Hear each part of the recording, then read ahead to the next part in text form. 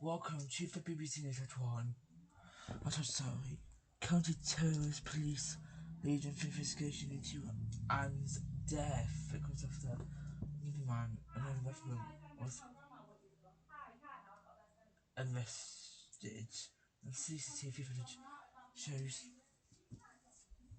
a man as he murdered Anne. Will show you that and have reports on here from Sarah in Devon. Also, Christmas time.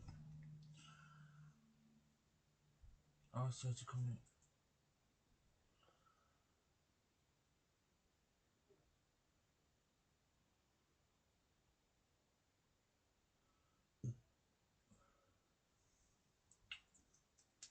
Justin killed in a bar fire was likely to cause identity theft.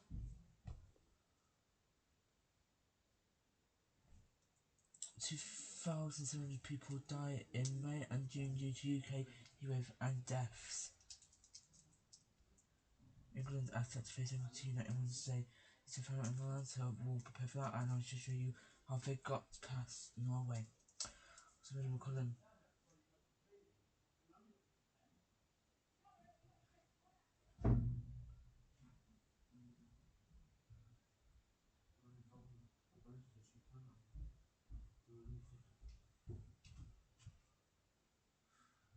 We're gonna has quit as the head coach. We'll hear from him. So Yannick Sinner. What is it you want? You want it? Wins the Wimbledon at Wimbledon.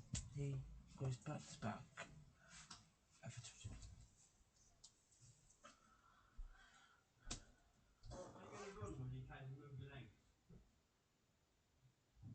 Doing his best. Right.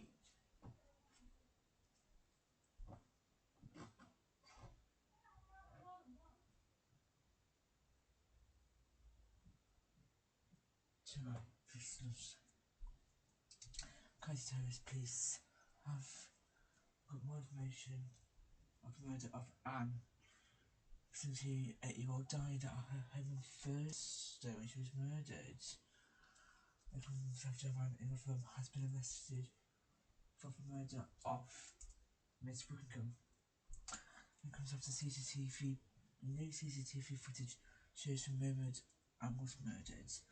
Now, this report from our correspondent Sarah Keith Smith has his report of the damaging effects of the murder.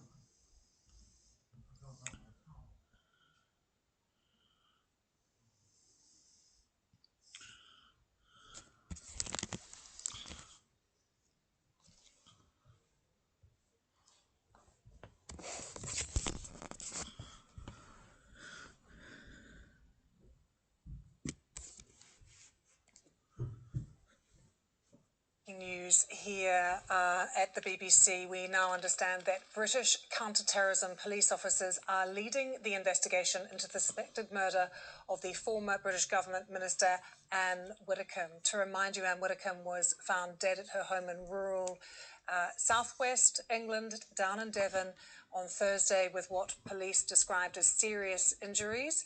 But we have now heard that British counter-terrorism police officers are leading this investigation. We did earlier know that a suspect in the murder investigation was seen on CCTV footage appearing to get into a car in Yorkshire hours before Anne Widdecombe is thought to have been attacked at her home in Devon. We had CCTV footage that showed a man dressed in a white shirt and shorts getting into a red vehicle outside a home in Rotherham. And he had a long object that appeared to protrude from his shorts pocket. So that was the latest from police until this news that we have now, with British counter-terrorism officers now saying that they are leading the investigation into her death. And we have this comment just coming to us now from the Home Secretary, Shabana Mahmood, who has said that she has spoken to the head of counter-terrorism policing about the Anne Widdecombe investigation, which they are now leading, and she has just put this statement on X. This morning, I have spoken to the head of counter-terrorism policing, following new evidence and information. They are now leading on the investigation into the horrific murder of Anne Widdecombe.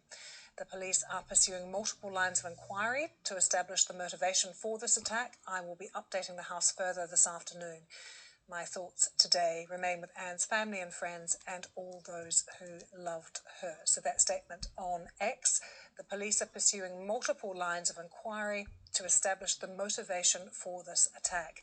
And crucially, she says she will be updating the House further this afternoon, so we will certainly bring that to you live when it happens. But Shabana Mahmood, the Home Secretary, saying she has spoken to the head of counter-terrorism policing following new information and evidence.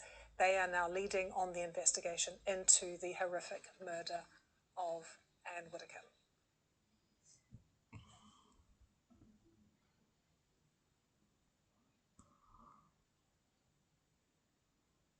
Breaking news to bring you. Counter-terrorism police are now leading the investigation into the death of Anne Widdecombe after, quote, new evidence and information has come to light. This is according to Counter-terrorism Policing South East. This is the breaking news that counter-terrorism police are now leading the investigation into the death of Anne Widdecombe after, I quote, new information and evidence has come to light. Let's just remind you as to how we got to this point. Well, around 8 a.m. on Wednesday morning, Widdecombe had appeared for a live interview on Talk TV. That afternoon, she was in touch with a researcher at Channel 5 News on WhatsApp, and they confirmed a TV appearance for later in the day. At 12:19 p.m. on Wednesday, she sent her last WhatsApp message. It read, received, panic over. Police believe the alleged murder took place at around 12:30 p.m. on Wednesday. At 1:25, Widdecombe failed to join a Zoom meeting for her interview, and multiple calls to check in go unanswered from the producer. On Thursday at around 11, emergency services find Widdecombe dead at home. The following morning, her agent confirms her death, but doesn't mention the circumstances. Police arrested a 26-year-old man on Friday afternoon, who was then released on Saturday morning and removed from the investigation. At Saturday at around 11:30, police confirmed they'd arrested a 28-year-old man in Rotherham, a white British national, and yesterday they said that there was no evidence the murder was politically motivated. Well, we're just hearing now that there's reaction from the Home Secretary, Shabana Mahmood. We'll bring you that statement in full, but this is the news that police say that new information and evidence has come to light, and that the investigation is now being led by counter-terrorism police. This is Counter-terrorism Policing South East. Let's bring you the statement from the Home Secretary. And this is Shabana Mahmood saying, this morning I have spoken to the head of terrorism police. Following new information and evidence, they're now leading on the investigation into the horrific murder of Anne Widdecombe. The police are pursuing multiple lines of inquiry to establish the motivation for this attack. I will be updating the House further this afternoon. My thoughts today remain with Anne's family and friends and all those who loved her. So this is the breaking reaction and statement from the Home Secretary, Shabana Mahmood. Let's read it to you again. This morning, I have spoken to the head of terrorism policing. Following new information and evidence, they are now leading on the investigation into the horrific murder of Anne Widdecombe. The police are pursuing multiple lines of inquiry to establish the motivation for this attack. I'll be updating the House further this afternoon. My thoughts remain with Anne's family and friends and all those who loved her. And so this is the breaking news in the last few moments, that counter-terrorism policing Southeast is now leading the investigation into the death of Anne Widdecombe. I'm just getting reaction and further details here. It's just coming to us live at Sky News that the 28-year-old man, this is being brought to us by the Press Association, the 28-year-old white British man in custody has been, we understand, rearrested on suspicion of commission of preparation or instigation of acts of terrorism. This is according to Counter-Terrorism Policing Southeast. It comes, they say, after the new information and evidence came to light during the investigation into the 78-year-old Reform spokeswoman's death on Wednesday. This statement from Counter-Terrorism Policing saying that they can confirm they are now leading the investigation into the death of Anne Widdecombe. Specialist officers from across the CPT network have been working alongside colleagues in Devon and Cornwall Police since the investigation was launched last week. Officers were called by the ambulance service. Anne Widdecombe was located deceased at the property.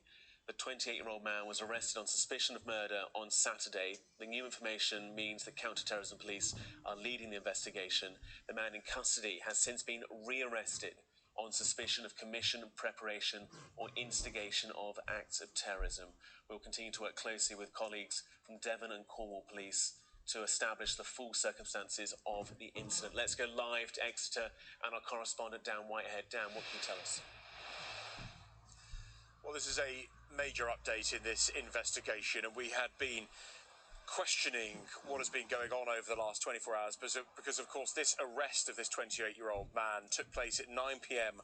on Saturday night. Fast forward to 9 o'clock this morning, and we're at 36 hours since his arrest, and we're looking at police from Devon and Cornwall having to go to magistrates for extra time, and so everyone was waiting for a charge. So we had suspected that perhaps behind the scenes in this investigation something has been going on, and as we've just been hearing there, this significant statement from counter-terrorism police confirming now that this man has been arrested now, rearrested on suspicion of the commission, preparation and instigation of acts of terrorism. Now, in the press conferences that we've had over the weekend, on Friday night and on Sunday, the police had repeated their belief that this was not terror related, that they were keeping an open mind as to the motive behind this, and that there was no evidence to suggest that this was politically motivated. Let me just bring you a little bit of that statement which we've touched on so far, saying that specialist officers from across the counter-terrorism police network have been working alongside Devon and Cornwall Police since the murder investigation last week. The new information and evidence has come to light during what has been a dynamic and complex investigation. And as a result, Counter-Terrorism Policing Southeast is now leading the investigation. Now, this is interesting because Counter-Terrorism Police Northeast have been working with South Yorkshire Police on the arrest in Rotherham on Saturday night. Now we're looking at the Southeast CTP unit being involved, in fact leading that investigation now. The man who we know has been in custody since Saturday night being rearrested on suspicion of commission, preparation and instigation of acts of terrorism. Now, the counter-terror statement says that they will continue to work with Devon and Cornwall Police, a major crime investigation team, and the CTP network across the country in an effort to continue this investigation.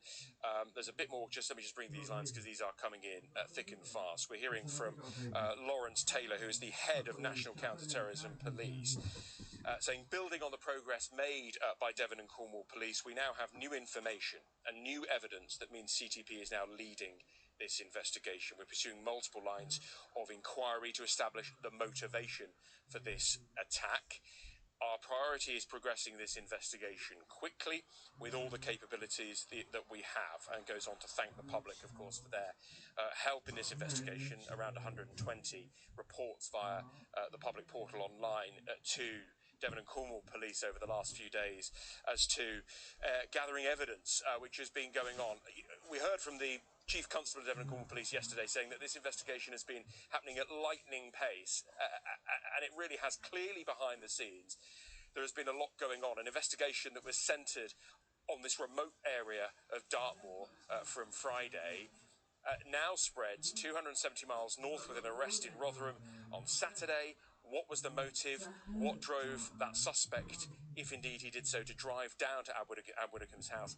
Now we learn involving counter-terrorism police in the south east of the country, and indeed that CTP unit leading the investigation, still working with Devon and Cornwall Police. But clearly this means that there is a change now in the direction of the motive, potentially, and clearly terrorism being treated as an act of terrorism, something that the police initially were so keen to stress that it wasn't. That was in the statement on Friday.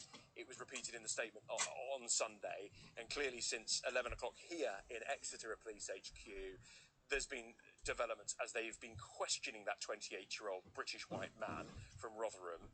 Clearly evidence and those interviews, the evidence they've gathered from the house there, police have been outside the house in Rotherham, evidence from his police interviews has brought in terrorism police now, and that clearly is the number one line of inquiry, that this is now being treated as a terrorism incident.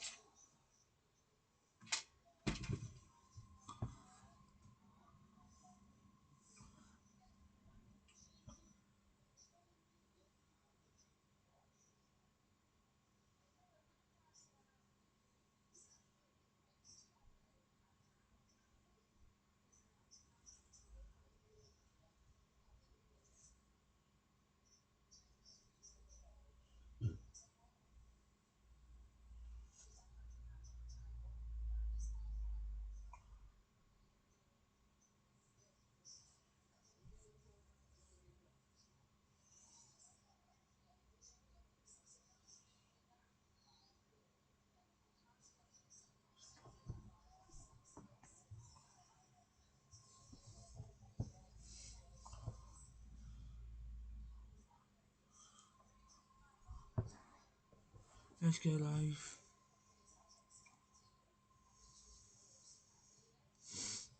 Stefan and John, let's go live to Devon and John report Sarah. Sarah, good afternoon. Tell us more about the CCTV footage of a man and whether this links to Ant's death.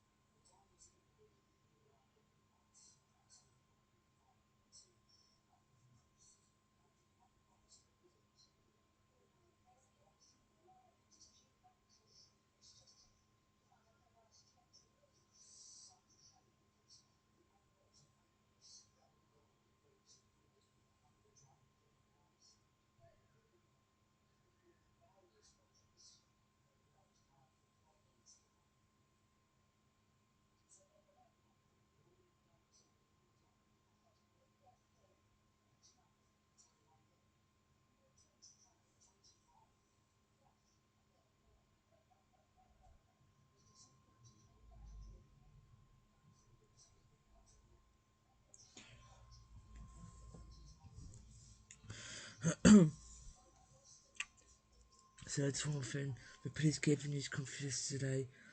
Let's hear what they had to say.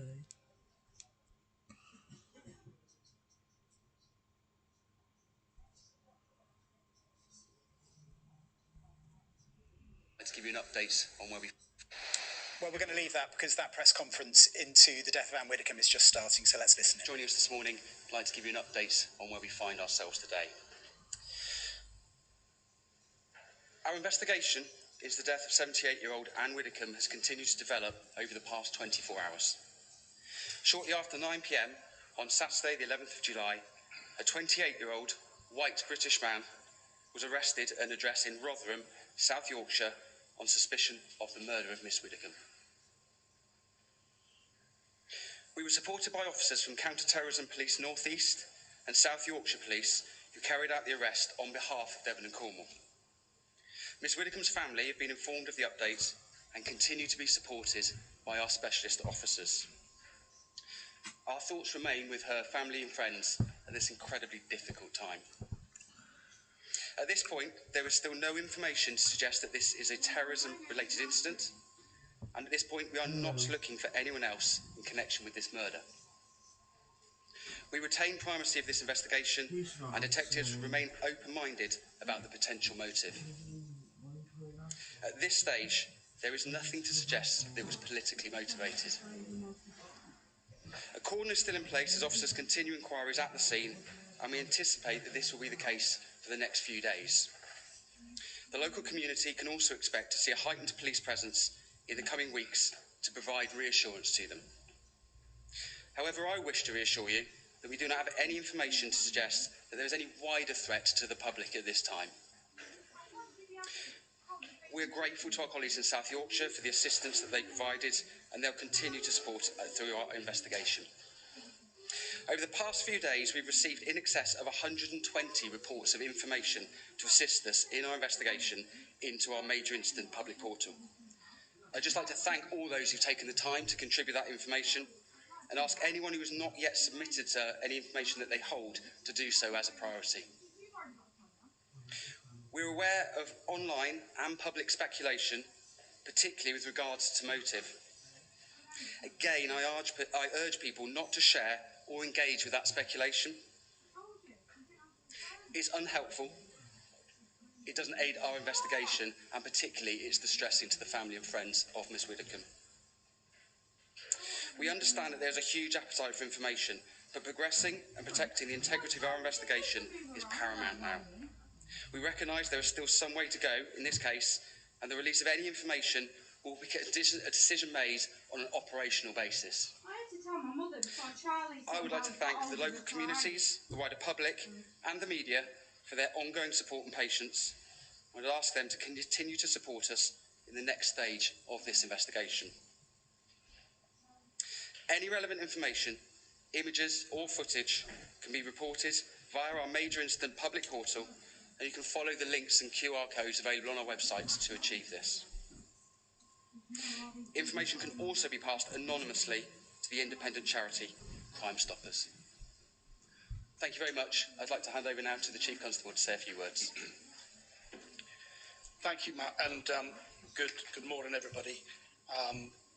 Thank you, first of all, to Matt, the Senior Investigating Officer, and the wider teams here in Devon and Cornwall that have mounted an extraordinary response to a horrific murder of a very prominent public figure.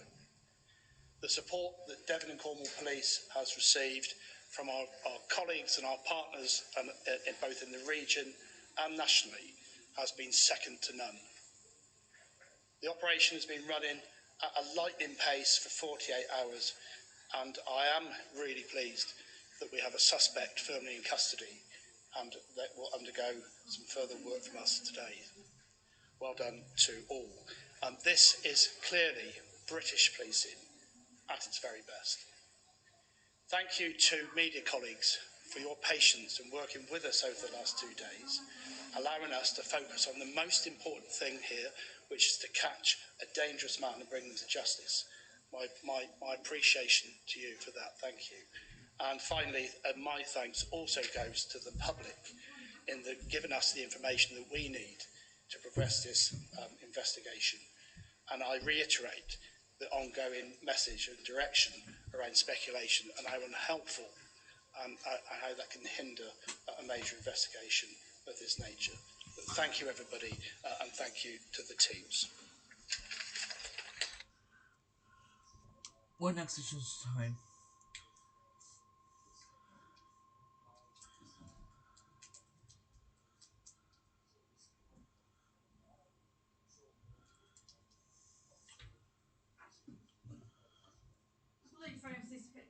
When I rang her, she shouted at me. She thought I was you.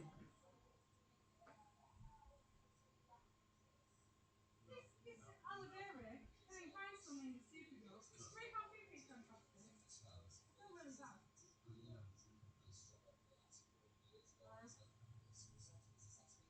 Hello. Hang on. I can barely walk up and down the bloody stairs. Next, dozens of people have been injured, attacked, or died after a Blanco bar blaze in a bar. Comes horrifying video shows people fleeing the deadly bar blaze. Let's return now to that breaking.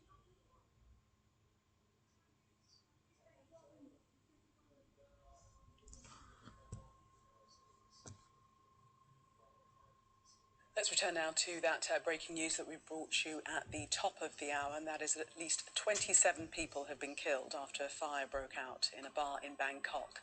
Let's cross now back to Bangkok and our correspondent there, Cordelia Lynch. Cordelia, you were saying before we got cut off there that 22 people are critically injured and 63 are in hospital.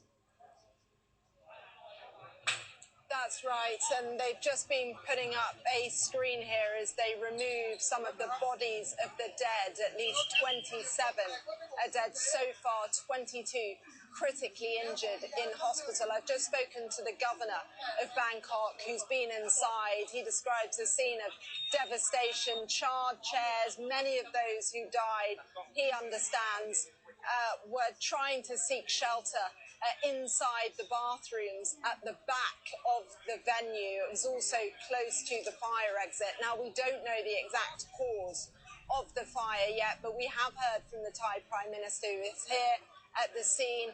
He has heard from one musician who was inside, who said that people described hearing an explosion by a circuit breaker and then these huge flames erupt and engulf this venue. We can show you. Thank you. Bye. She says you're going to have to wait for the facts of 50 for tomorrow. She says, I hear you down there. Do not make me walk up here. I can't move my knees anymore. Get up too. Now, some footage from the aftermath of the fire, and a warning: you may find some of the scenes distressing. People running away from the venue, trying to escape, and you just see this inferno.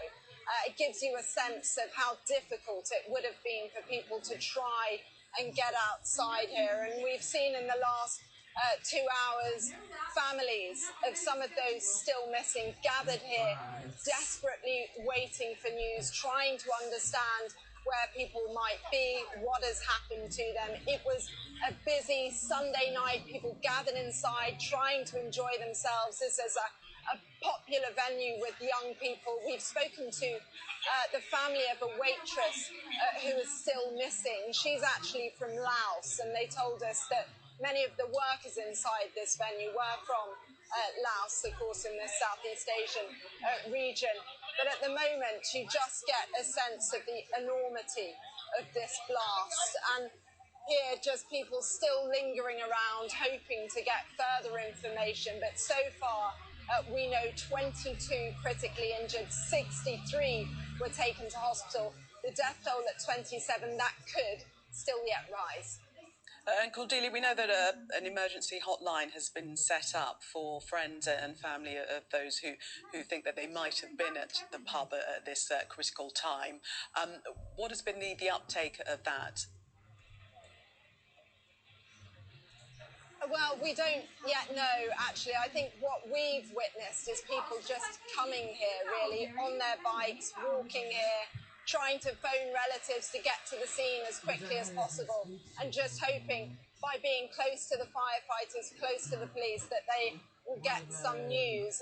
It's been a big operation in the last hour as they removed some of the bodies, 27 of which were laid out on the pavement just behind us. They'll be taken to the Forensic Institute, of course, subject to post-mortems, and they'll be contacting the families as soon as they can. But it's been a pretty chaotic scene, a lot of bewildered faces, people gathered behind the back of the venue, just looking utterly shell-shocked. And you can see really the kind of burnt out back of the building there, where so many were trapped inside, hoping that that would be a safe haven. But sadly, that's where so many lost their lives, right next to the fire escape.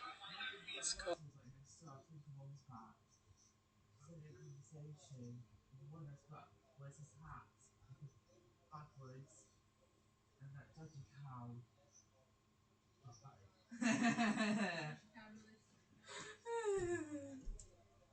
Go, you gotta go. We'll have more on that a bit later. Till he with next.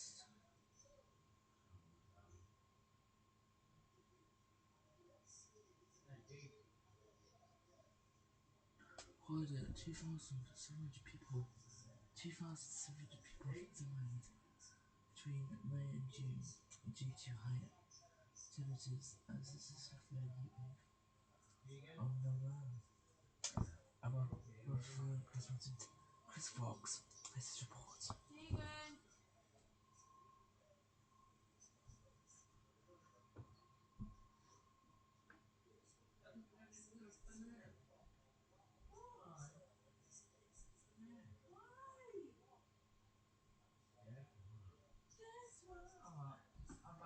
Just tell me though. Let me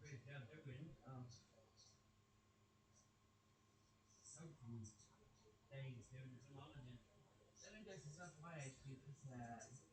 Well, it's not the age of 15. Well, I said 23. He's not 16. He's not 17 till October. So technically, you still meet the age. School holidays are nearly here and the places are country shopping program and I'm like... Over the summer, you'll still be 16, so... But you know, I said I was talking about a club, that's not what I had in mind. You also do one-on-one coaching for 16 and under. Everybody around all. You know, when I said I was talking about a club, that's not what I had in mind. No, because I said it's doing coaching. But it's already age group, so it's my age group, is that? It's 16, which is your front back. Wednesday the 29th, 9:30 AM to 3:30 PM. I'm on, baby. You're gonna go to training now. If you're staying here, I'll let Tony come a bit. I didn't actually... I actually managed not to do that. Yeah. I was saying if Mum stays here, It's not cooking. if Mum doesn't go, I'll tell Tony to come. Yeah. If Mum decides not to go to training, I'll tell Tony to come to me for 8:30 if Mum stays here. If Mum decides not to go to training, I'll tell Tony to come join me up here at 8:30. That's if Mum stays here. I'm not saying she is, but if she is, I was having to do it for 8:30. You'd have to talk, you can't lie to her. But what? Bad enough, we've asked her for enough today without you lying to her. You'd have to tell her the situation. I know he does, but see how we're alright lying to her? No. I'll tell her the truth later.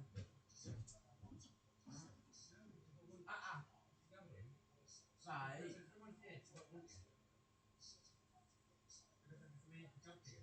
Yeah, but Mum, Mum's going, what You need to be focused more on Charlie being able to go. What's time are we talking? Won't just go then. I hope. I don't think I'm not gonna have it after 9 o'clock. Oh no, you might not. She might have him anyway. She hates it being 4 to 9, and it's gonna be later than that once he's gone there and then he's dropped you off. Good night, would it? I don't think he'll have him.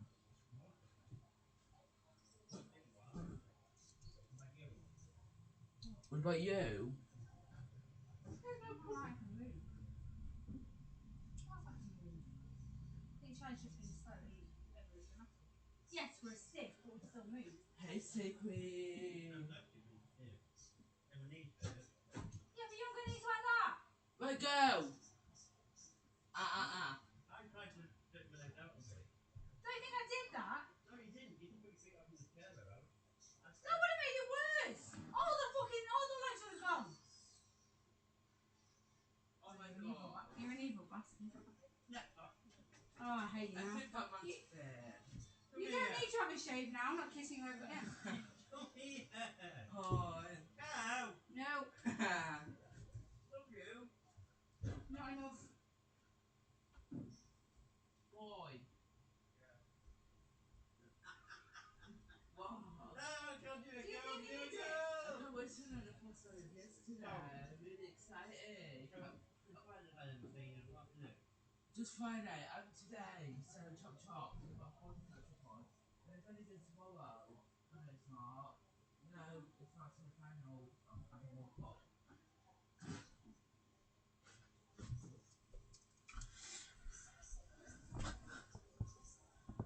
We will speak to Chris Fox in a moment. More than 2,700.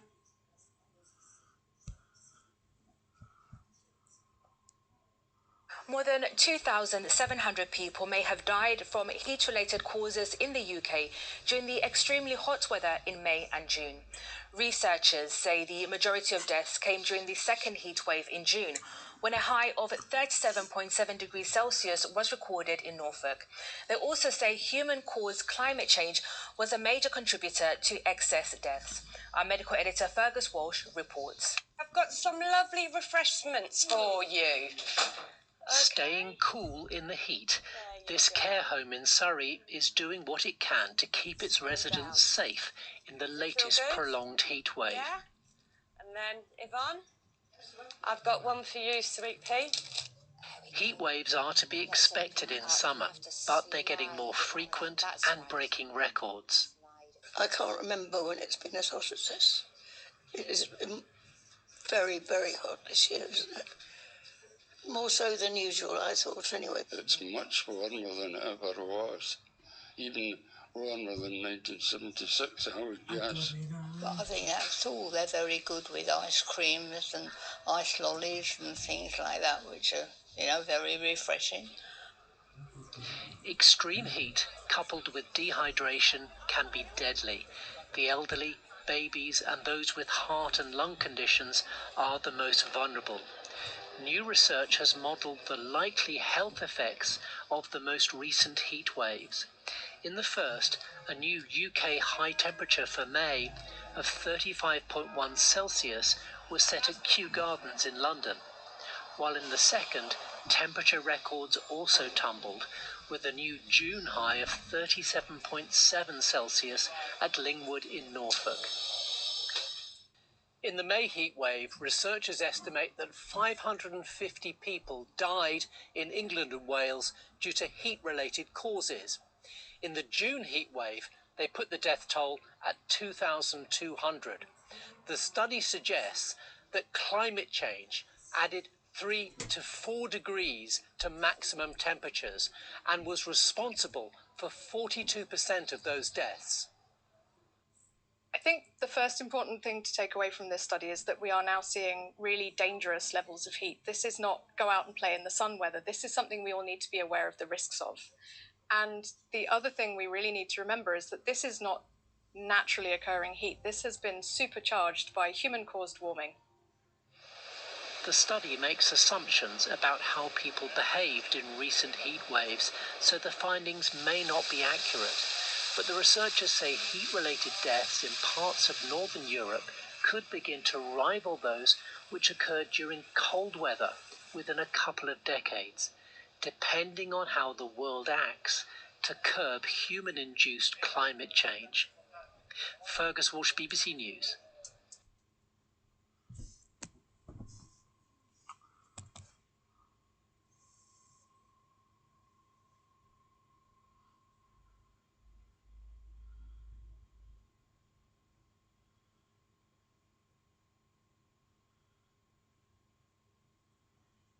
We've got BBC Weather presenter Chris Fox here. Chris says more.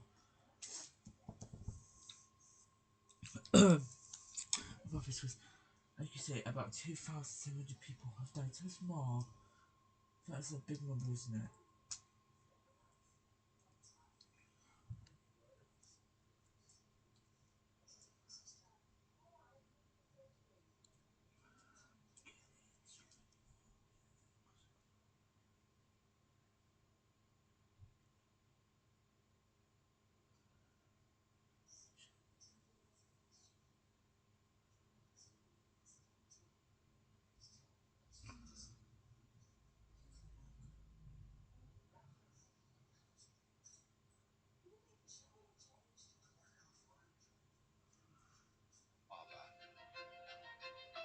One of the largest natural harbours in the world. And the way it was written means 1866.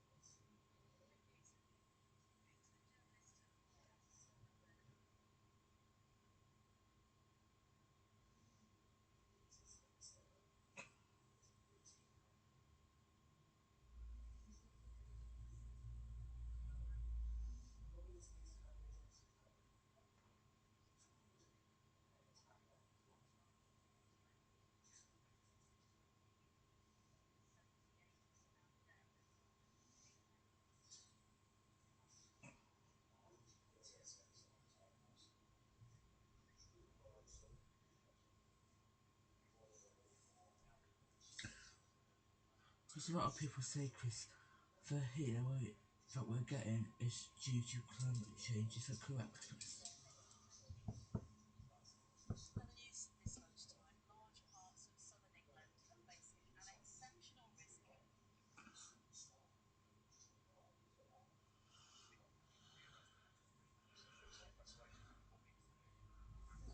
Okay then, that was our BBC representative Chris Fox.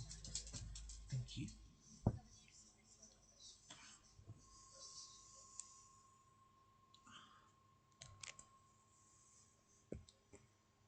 Time, large parts of southern England are facing an exceptional risk of wildfires, with many other areas of England and Wales said to be at very high risk.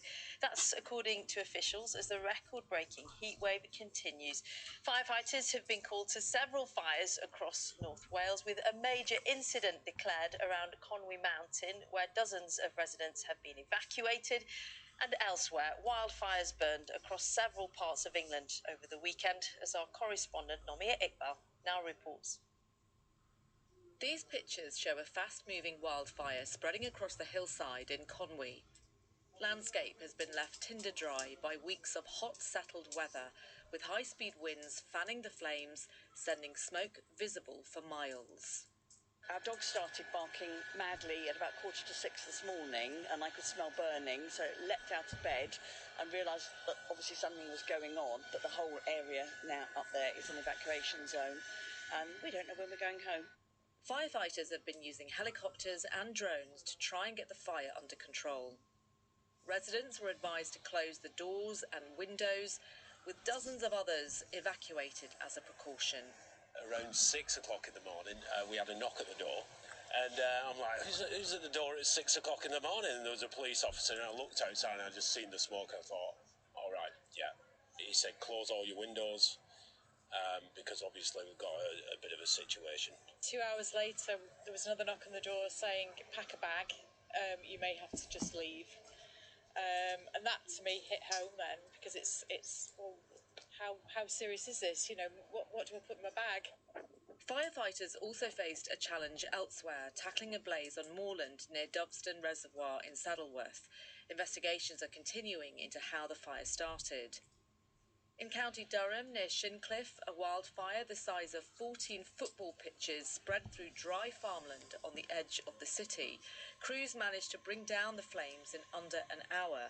At the moment, while we're in this heightened period of risk, while the fire severity index is showing amber and red for all the way up to extreme levels of fire severity, then my advice would be that we just don't need you out and about having barbecues and campfires and doing anything with naked flames, really, where the fire could spread really easily, catch the vegetation really easily and spread very fast due to the winds that we've got.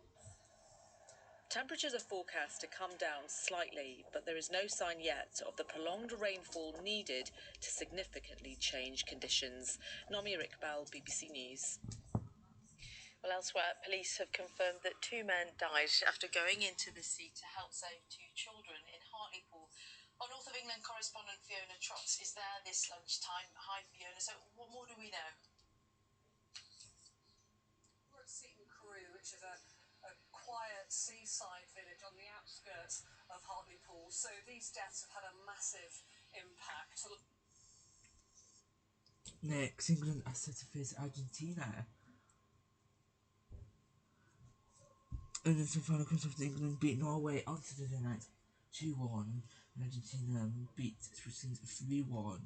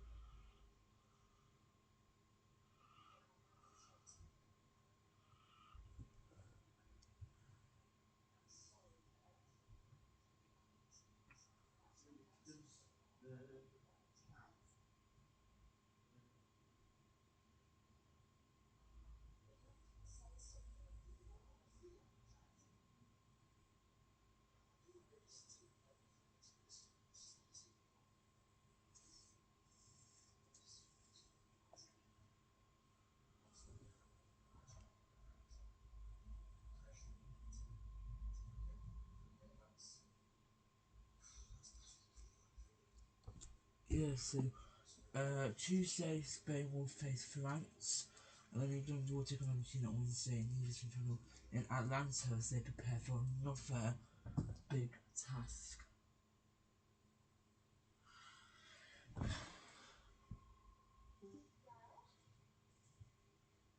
Action with Chinatown, including what.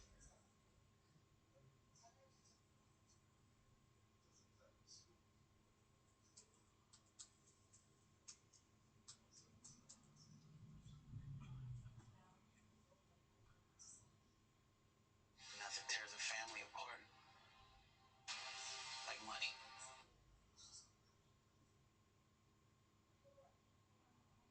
Nothing tears a. Died after fire swept through a bar in Bangkok. After victory over Norway, England get ready to face Argentina in the World Cup semi-finals. Brendan McCullum is sacked as England Test head coach in another twist in the saga of English cricket.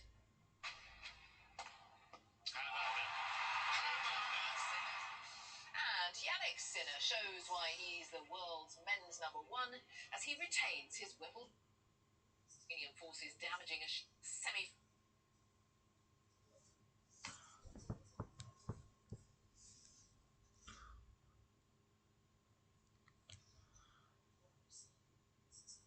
Through the strait, Tehran responded by targeting Gulf countries. Now, England are celebrating having reached the semi-finals of the World Cup after last night defeating Norway 2-1 in searing heat in Florida. But manager Thomas Tuchel had some choice words after the game, saying, "We got lucky," indicating he wasn't impressed with his team's performance. That verdict didn't go down well with Jude Bellingham, who scored both goals. England will now play Argentina on Wednesday. Our sports editor Dan Rowan reports from Miami. And Bellingham has a chance! And brilliant Bellingham takes that chance! England had done it the hard way. Always there when England need him! A Jude Bellingham-inspired comeback securing victory over Norway in sweltering Miami. But they now know they're just one win away from only a second-ever World Cup final and a date with destiny. Feel over the moon, you know. We have quick turnaround, we have a game in 4 days, so yeah, let's see how everyone recovers from this. We saw the subs who come on made a big impact. That was the difference between getting us into the semi-final or not. So everyone needs to be ready. We enjoy this, we recover, and get ready for that one.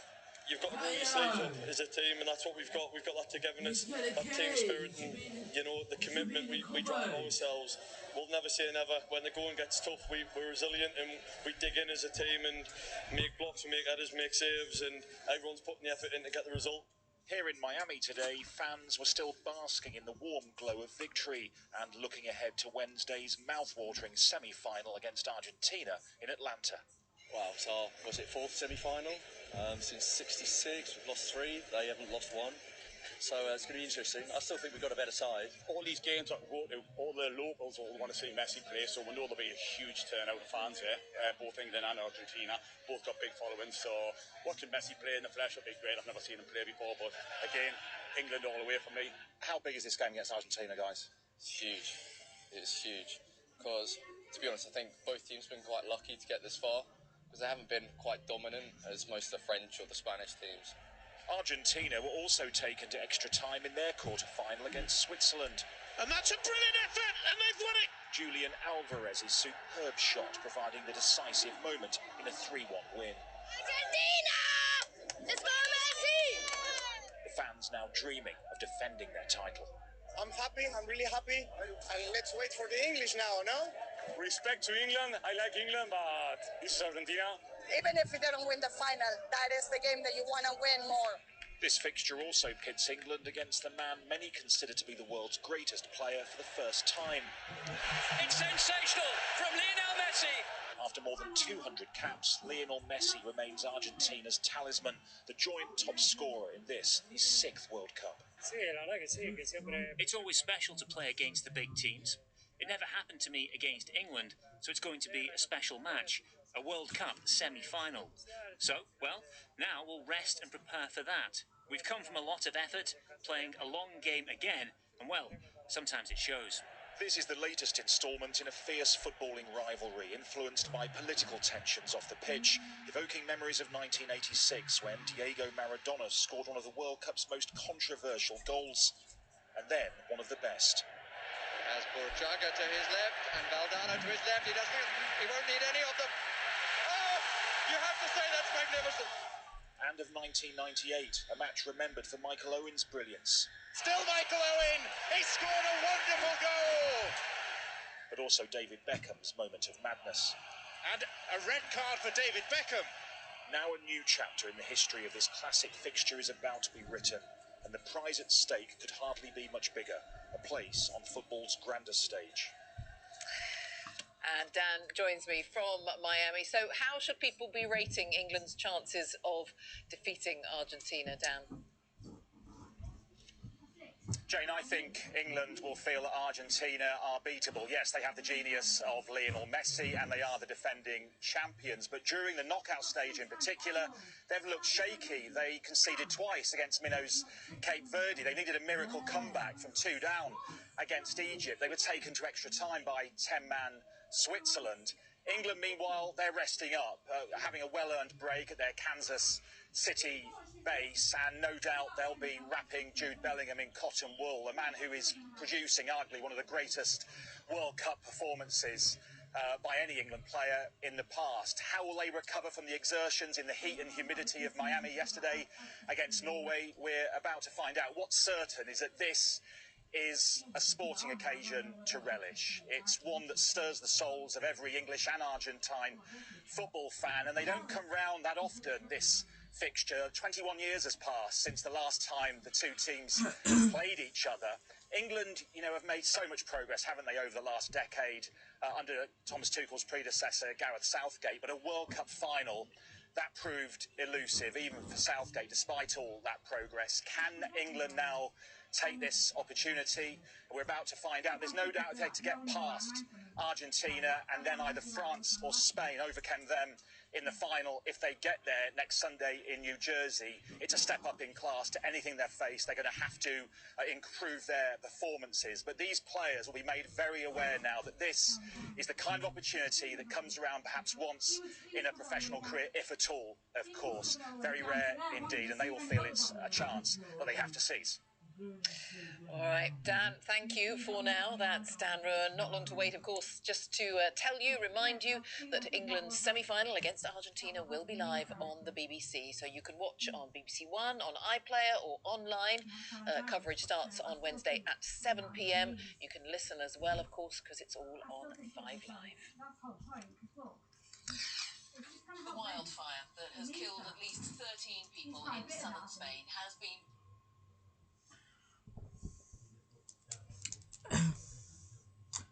Finally. Still needs a little bit. He definitely does if we want him to be able to move his knees.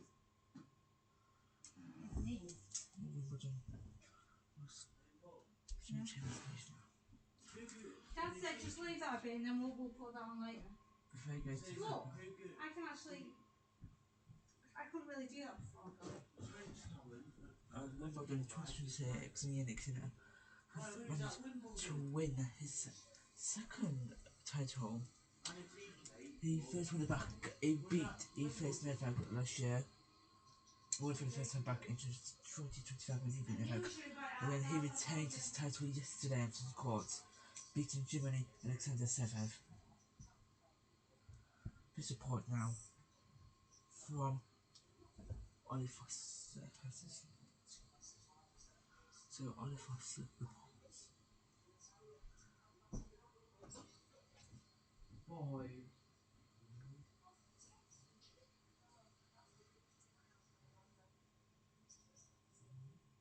No. You don't mind if I go on TV in a few minutes, do you?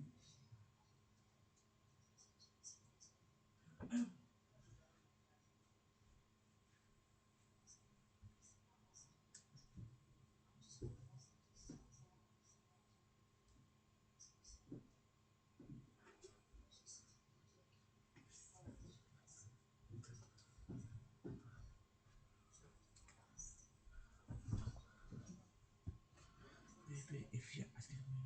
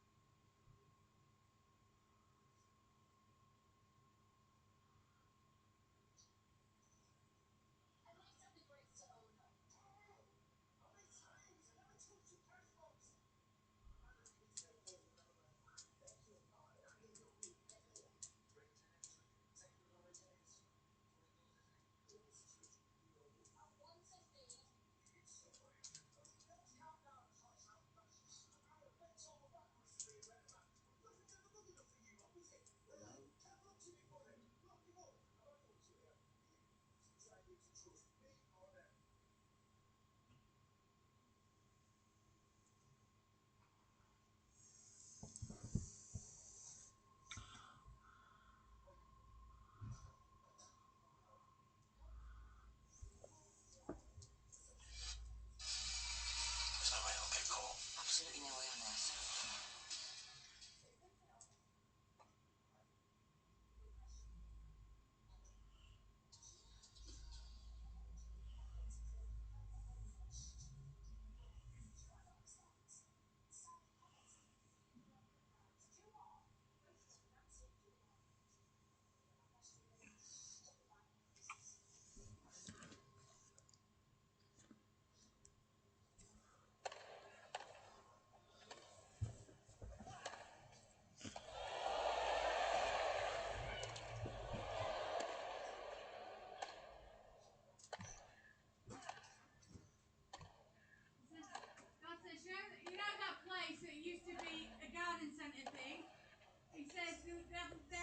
bit in there. What? He said the place that used to be a garden centre got turned into a home garden. This is fantastic.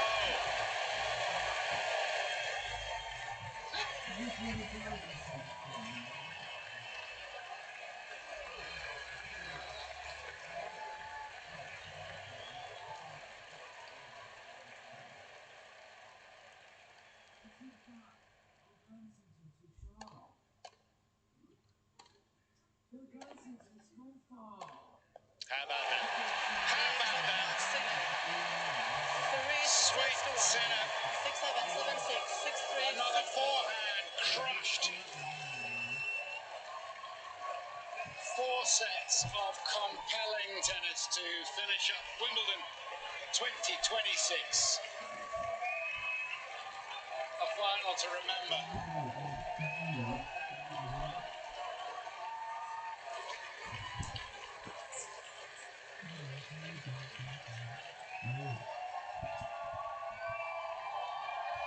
Well done. Well done.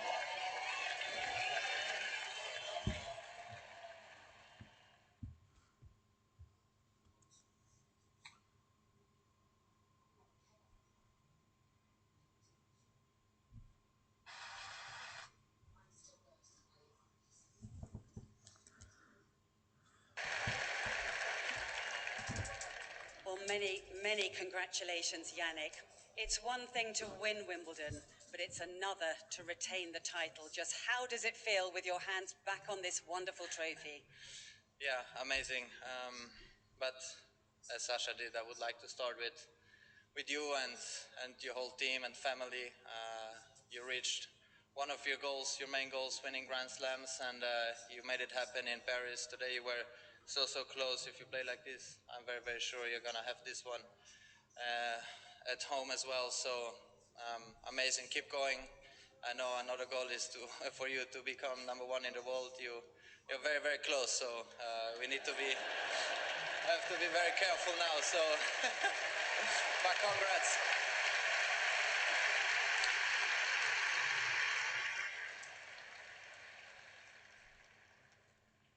Do I go or? Well, I was going to ask you, he made you work so hard for this victory. What was the key today? Yeah, I mean, we both started off very well, serving very fast. We prepared, in the best possible way, me and my team, so I have to thank, obviously, the whole team, the whole support I get, from the whole box. My mom, and I see her, she left the stadium a couple of times, and, it is, being a player, it's not easy, so, but in the same time, it has been an amazing fun once again, and, it always takes two players, and, me and Sasha, we try to give everything we have. I'm very happy, of course, about the win, but I'm mostly very happy about the level we both played, and, you are the reasons.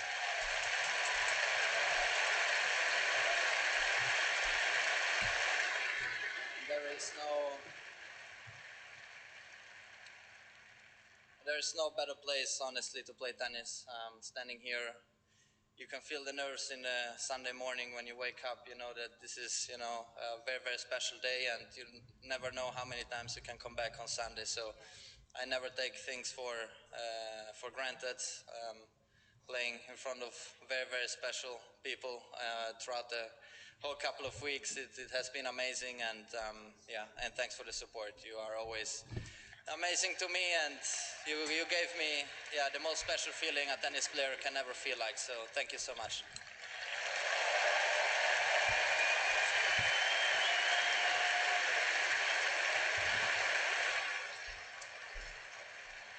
And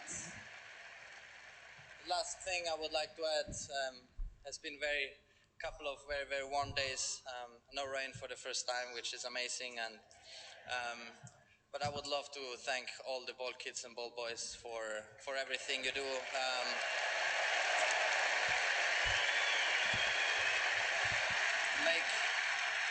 You make our life on court, as simple as possible. So thank you. Thanks the whole organization behind the scenes. This is truly the most special tournament we have throughout the year. So thank you so much, and see you guys all next year. Thank you. Your Wimbledon champion 2026, Jannik Sinner.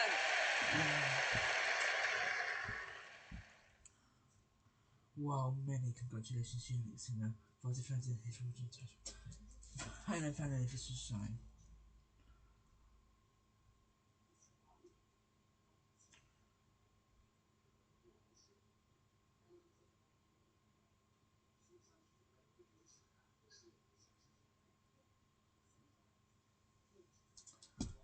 Sam Neill.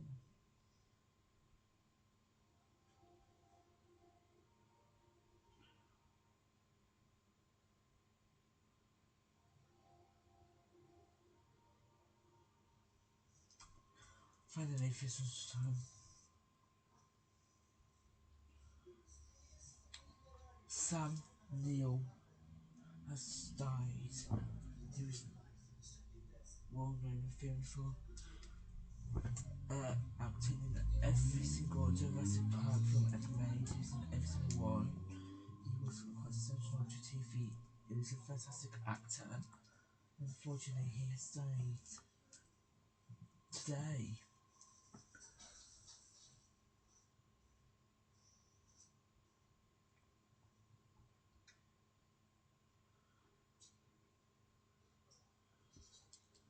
Weather and radar gives you better weather than other apps. Well, more accurate. And that's what really...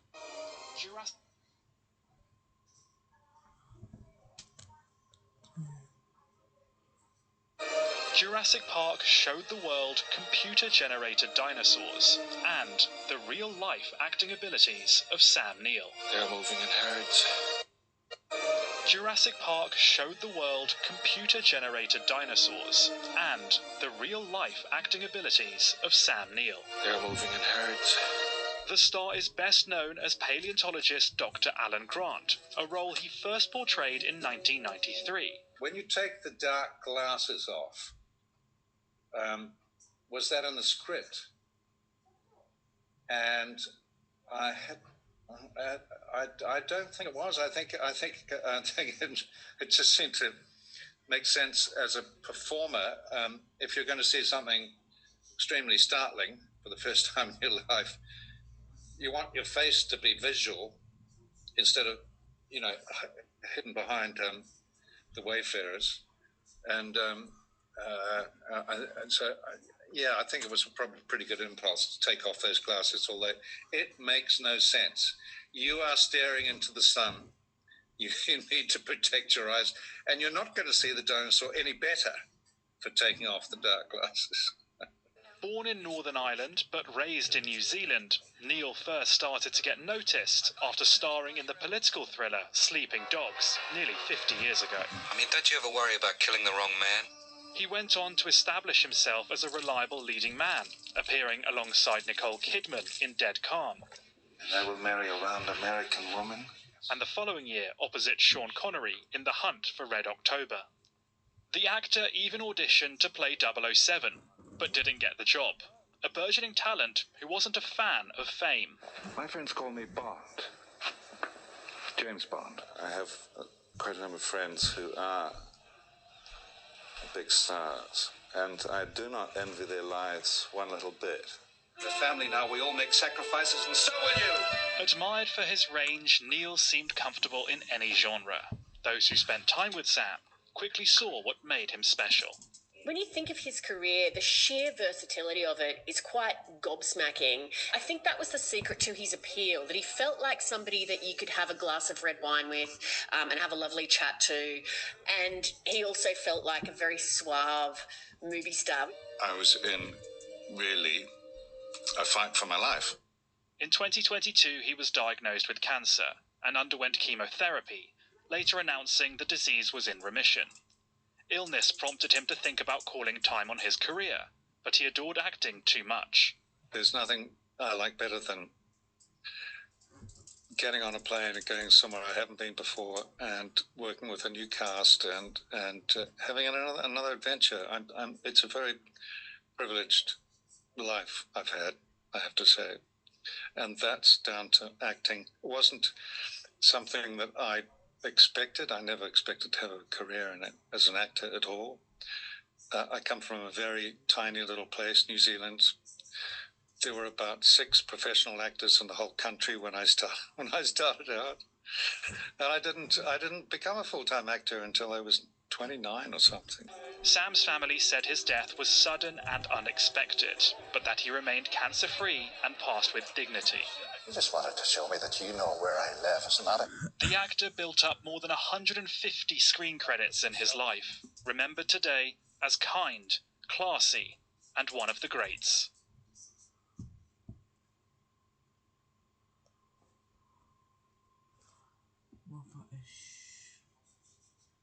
So again, Sam Neill has died.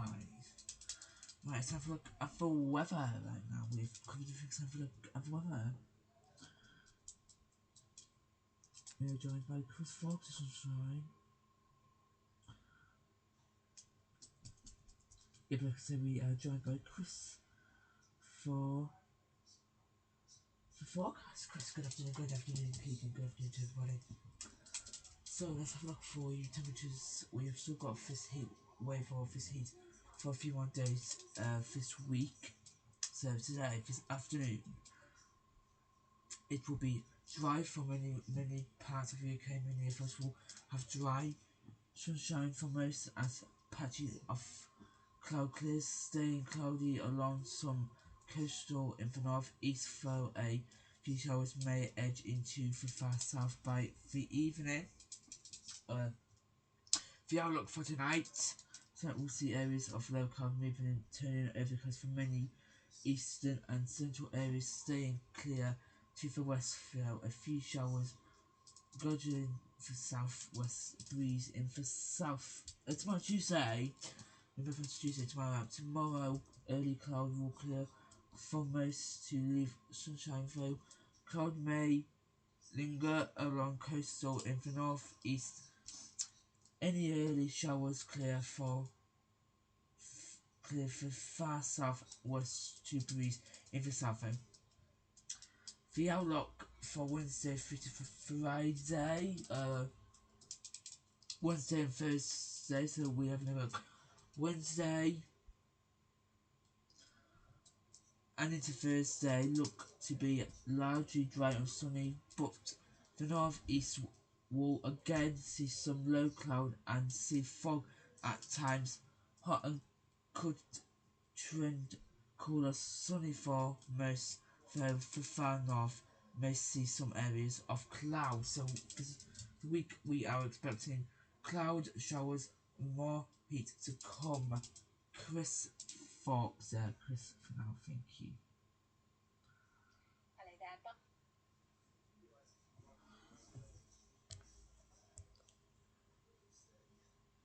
Hello there. By the end of today, we'll have seen 9 consecutive days of temperatures over 30 degrees Celsius somewhere in the UK.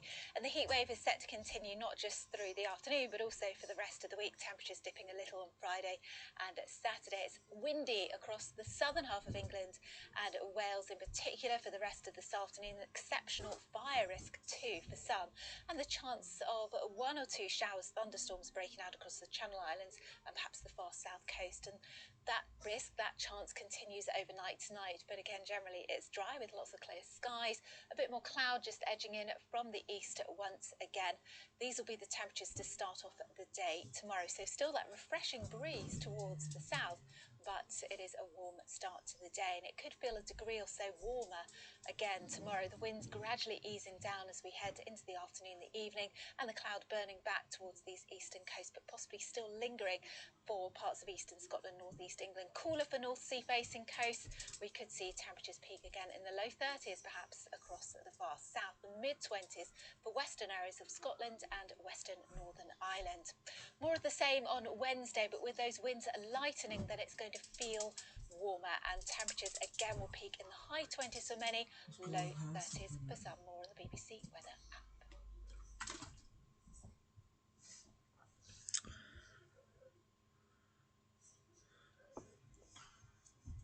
Alright, that's it from us. That's it from our lunchtime team. I'll be back. I will be back here between 6:15 and 6:20 p.m. for BBC News at 6 from us and for the whole team. Have a great rest of your afternoon. Take care. Bye bye. Have a lovely rest of your day. Bye bye.